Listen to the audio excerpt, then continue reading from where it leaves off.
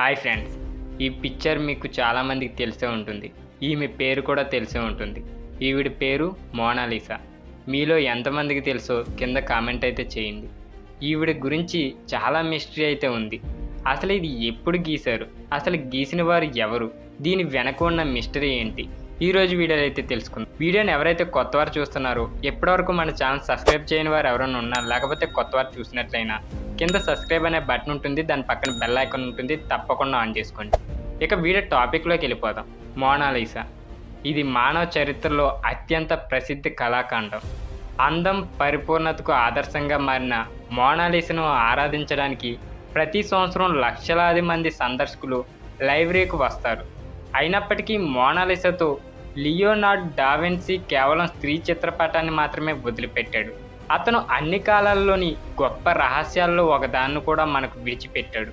ఆమె సృష్టి చుట్టూ ఉన్న వాస్తవ పరిస్థితులు రహస్యంగా ఉన్నాయి. మాస్టర్ పీస్లో రహస్యమైన చిరునవ్వుతో ఉన్న అందం నిజంగా ఎవరో ఈ రోజు వరకు ఎవరికీ తెలియదు. లియోనార్డో పోర్ట్రైట్ ఎప్పుడు చిత్రించాడో కూడా అస్పష్టంగా అయితే ఉంది. అతను దాన్ని తన జీవితాంతం తనతో పాటు తీసుకెళ్లాడా? లైబ్రరీలోని పెయింటింగ్ కూడా నిజమైన మోనాలిసానా? అసలు డావిన్సీ పెయింటింగ్ గురించి ఎలాంటి స్కెచ్లు లేదా గమనికలను వదిలిపెట్టలేదు. మోనాలిసా గురించి 2 సమకాలీన నివేదికలు మాత్రమే ఉన్నాయి. 2 మూలాలు పూర్తిగా విశ్వసనీయమైనవిగా పరిగణించబడుతున్నప్పటికీ అవి ఒకదానికొకటి విరుద్ధంగా అయితే ఉన్నాయి. 1503లో ఫ్రాన్సిస్కో డెల్ జియోకోండో తన భార్య లీసా చిత్రపటాన్ని చిత్రించడానికి డావిన్సీని నియమించాడని ఒకరు నివేదించారు. ఇతర వ్యక్తి తాను గియోలియానో డి మెడిసి కోసం పోర్ట్రైట్ను సంవత్సరాల తర్వాత చిత్రించానని స్వయంగా కళాకారుడు చెప్పినట్లయితే పేర్కొన్నాడు. ఈ రోజు వరకు 2 ఖాతాలు నిజమని అనుమతించే పరిష్కారం కనుగొనబడలేదు. మోనాలిసా యొక్క 2 వెర్షన్లు ఉండాలి. ఆధునిక ఫోరెన్సిక్ పద్ధతులు, కొత్త వనరులు అండ్ కొత్త పెయింటింగ్ యొక్క ఆవిష్కరణ సహాయంతో ఇప్పుడు మొదటిసారిగా అన్ని వాస్తవాలను గుర్తించడం సాధ్యమవుతుంది. అకస్మాత్తుగా అన్ని వైరుధ్యాలు అర్థమవుతాయి. నిశ్చితంగా పరిశీలించిన తర్వాత చాలా సంవత్సరాలుగా సాధారణ కాపీగా పరిగణించబడినది అన్ని రహస్యాలను పరిష్కరించడంలో తప్పిపోయిన లింక్ అయితే మారింది. ఆమె చరిత్ర ఒక సాహసంలాగా అయితే ఉంది.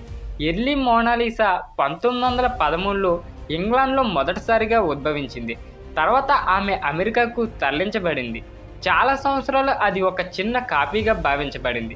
వాస్తవానికి పరిశోధకులు చాలా కాలం క్రితం ఈ పోర్ట్రైట్పై తమ దృష్టిని కేంద్రీకరించాలి. ఇవి లవ్రేలోని మోనాలిసా కంటే చాలా చిన్న వయసు గల స్త్రీని చూపుతుంది. లవ్రే వద్ద పనిని చూస్తుంటే ఆ సమయంలో తన అందానికి పేరుగాంచిన 24 ఏళ్ల మహిళ యొక్క పోర్ట్రైట్ ఎలా ఉండవచ్చు అనే ప్రశ్నలు అయితే తలెత్తుతాయి. మోనాలిసా సృష్టి సమయంలో చూసిన కొంతమంది సాక్షుల్లో ఒకరు లియోనార్డో ఎప్పటికీ పూర్తి చేయని అసంపూర్ణమైన పని అని నివేదించారు. ఇప్పుడు వచ్చిన మోనాలిసా కూడా అసంపూర్తిగానైతే ఉంది.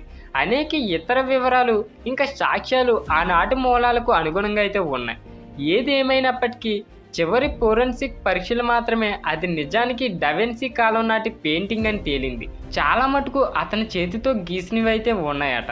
సో ఇది ఎంతవరకు వాస్తవం అయితే నిజంగా అయితే తెలియదు. సో ఈ మిస్టరీ గురించి మీకు ఇంకేమైనా తెలిస్తే కింద కామెంట్ అయితే పెట్టండి.